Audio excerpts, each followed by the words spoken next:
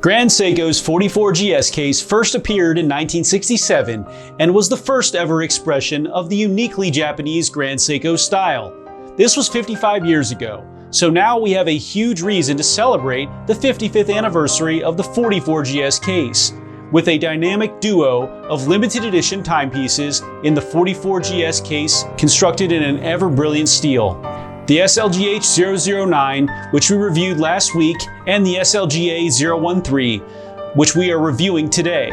While both pieces have the same dial texture that resemble the elliptical orbit of the stars, which one will do this pattern more justice and be the definitive version of the set?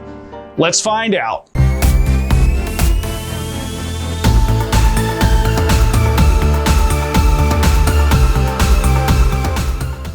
What's up everyone, it's Chris with the Little Treasury channel. Welcome back. This is where we bring you awesome watch content at least once a week. If you haven't already, please make sure to smash that subscribe button and hit the notification bell to be alerted as soon as we upload. I'm from Little Treasury Jewelers, which is located in Gambrels, Maryland, and it's where you go when you're in the know. As always, the watches that I review are for sale and can be purchased, so please see the description below to contact us.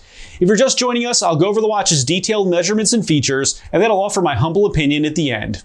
In our last video, I did an in-depth review of the Grand Seiko SLGH009, which is the brother of today's piece, and if you're looking for a dark blue version of what we have today with a high-beat 9SA5, then this video may absolutely be worth your time to check out. Wrist check time! Today I'm wearing my Bremont Descent. This is a watch and a brand that I believe is highly underrated, and I really enjoy mine. I was lucky enough to get the last one ever made in this limited edition at 407 out of 407. Now tell me which watch you're wearing while you're watching the video, and make sure to tell me why. Now let's get on to the features. The SLGA013 has a 40mm case width, a 12.2mm thickness, a 47.3mm lug to lug, an 18.8mm lug width, a 33.3mm crystal diameter, and weighs in at 151.42 grams. The case is made out of Grand Seiko's proprietary ever-brilliant steel, which has a bright white hue that further enhances how beautifully shiny it is with the Zaratsu finish. Ever-brilliant steel is also the world's most corrosion-resistant steel and has a Pren value that is 1.7 times higher than that of other high-end watches, according to Grand Seiko. The case is called the 44GS case, which has broad flat planes on the sides of Zaratsu finish and a small matte area on the inside of the lugs. The sides of the case have a small area of matte finish with more Zaratsu beneath. The crown has GS on it and it is screw down. The bezel is Zaratsu finished and sits slightly above the case with a sapphire crystal that protrudes above the bezel to help protect it from scuffs. The dial is in a charcoal gray and is inspired by the stars. It has a very visible texture that is supposed to invoke the sky at night, with an etched pattern of the elliptical orbit of stars as they move across the heavens. This is supposed to capture the serene passage of celestial time. The markers are beautifully high polished rectangles with a double marker at the 12. White ticks are used for the minute grade around the edge of the dial. The GS logo can be found applied in rose tone, and below it, Grand Seiko in white at the top middle portion. The hour and minute hands are Dauphine style, and the second hand is in rose tone. The date window can be found at the 3 position and has a silver frame with a black background and white numerals. Spring drive and 5 days can be found in white at the bottom middle portion of the dial. As usual, no lume can be found on this piece, but don't worry, even the most insignificant light will make this piece visible. The case back is open with the ghost lion in the center, and we can see the power reserve indicator. It is powered by the brand new 9R-A2 caliber, which is Grand Seiko's upgraded spring drive movement.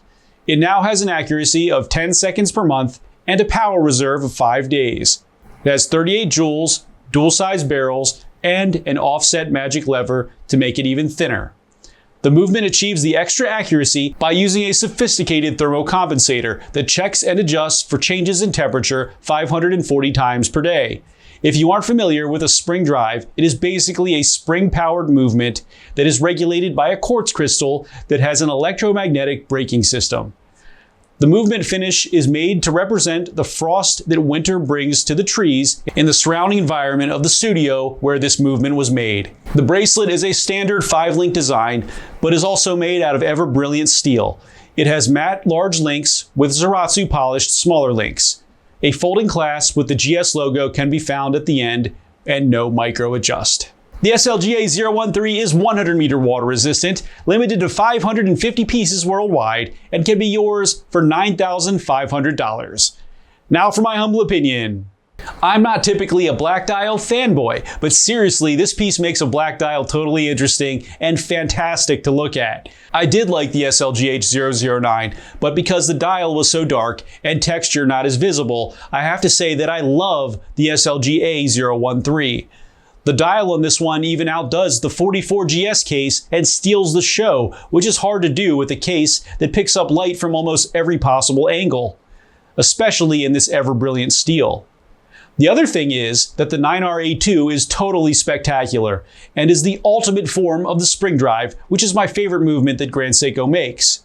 Of course, this looks great on my 6.5-inch wrist and will go great under a cuff. The price point has been going up and up on Grand Seiko for good reason, but that coupled with only 550 of these pieces being made will make it very rare.